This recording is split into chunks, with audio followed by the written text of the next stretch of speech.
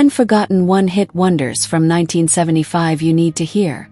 What if I told you 1975 wasn't just Queen, Elton John, or Bruce Springsteen? While the giants were filling stadiums, something else was happening on the radio.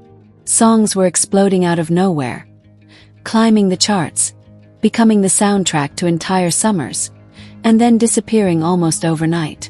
Some of these artists never had another hit. Some didn't even try. And a few walked away from fame on purpose. Today, we're bringing back 10 one-hit wonders from 1975 that once dominated the airwaves, and then quietly vanished.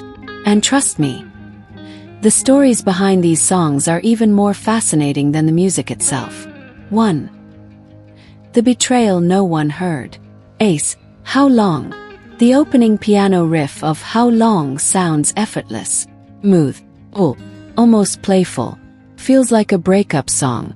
That's what most people assumed in 1975. But it wasn't about romance at all.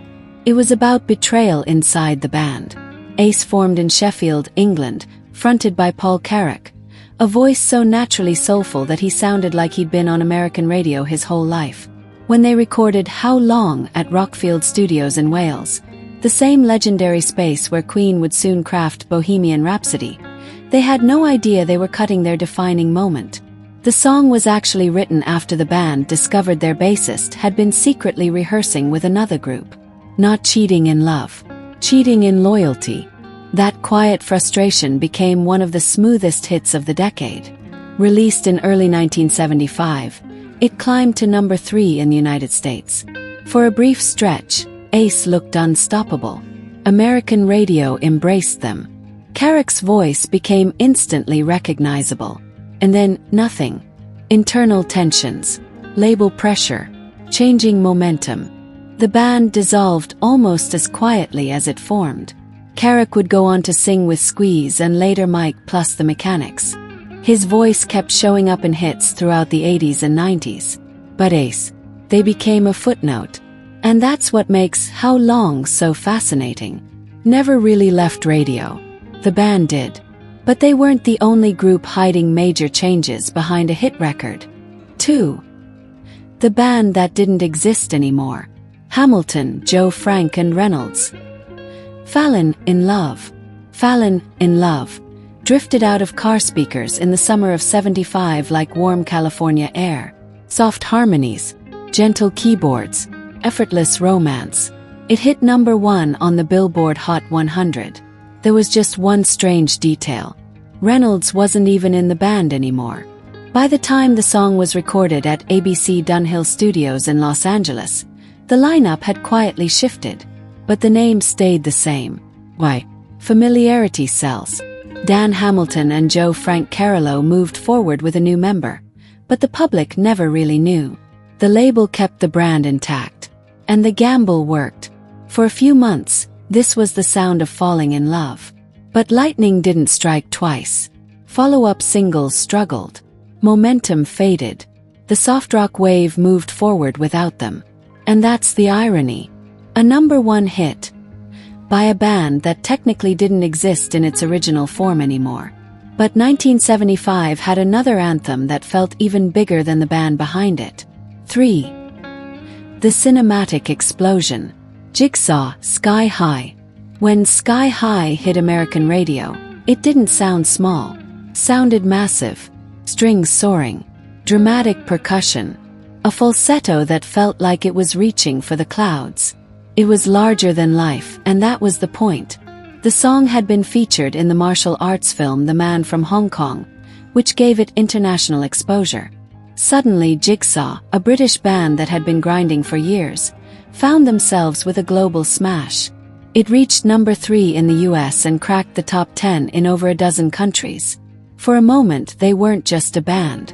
They were an event. But translating cinematic magic into long-term pop dominance, that's a different challenge. Their later singles couldn't match the scale or drama. The momentum slipped. American audiences moved on. Sky High remained towering. The band faded beneath it. And then 1975 shifted gears entirely. Because the next hit wasn't dramatic at all. It was intimate. 4. The lullaby that touched the world. Minnie Riperton. Lovin' You. Lovin' You didn't sound like a radio hit. Sounded like a whisper. Minimal production. Gentle arrangement. A melody that felt personal. Almost private. That's because it was. Minnie Riperton originally sang it as a lullaby to her daughter, Maya. Her husband, Richard Rudolph, helped shape it into a full recording at Studio M in Chicago, a modest space that perfectly suited its delicate atmosphere. And then something remarkable happened. It went #1. Driven by Riperton's breathtaking 5-octave range and those unforgettable high notes, the song became a worldwide phenomenon in April 1975. But fame never overshadowed her artistry. She continued recording deeply expressive music, even as health challenges emerged later in the decade.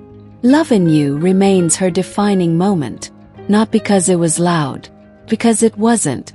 And while Riperton gave us vulnerability, 1975 also gave us pure pop precision. 5. Studio perfection. Pilot. Magic. Ho ho ho, it's magic. You still hear it in commercials, movies, retro playlists, but ask most people who sang it. Silence. Pilot formed in Edinburgh, Scotland. Seasoned musicians who'd spent years behind the scenes. When they stepped forward, they did it with one of the most polished pop tracks of the decade. Recorded at Abbey Road Studios and produced by Alan Parsons, fresh off engineering work with Pink Floyd. Magic shimmered. Everything about it felt effortless. It climbed charts in both the UK and US, becoming a bright, unstoppable earworm. But polished pop can be fragile. Shifting trends, label complications, limited promotion. Within a few years, the spotlight moved elsewhere. The song survived. The band didn't. And then came a track that quietly predicted the entire 1980s. The synth song before Gary Wright. Dream Weaver. In 1975, most hit records leaned on guitars. Dream Weaver barely used them at all. Gary Wright had already built credibility, playing with Spooky Tooth and collaborating with George Harrison. But something changed after a spiritual journey to India and immersion in Eastern philosophy. He wanted to create something introspective, otherworldly. Recorded at the record plant in Los Angeles, the song was built almost entirely on ARP synthesizers and drum machines. No guitars driving the hook. That was rare. Released late in '75, it climbed to #2. Massive success. And in hindsight, it sounds like a blueprint for the synth-pop explosion that would define the next decade. But Wright never fully rode that wave. He continued recording, touring, creating.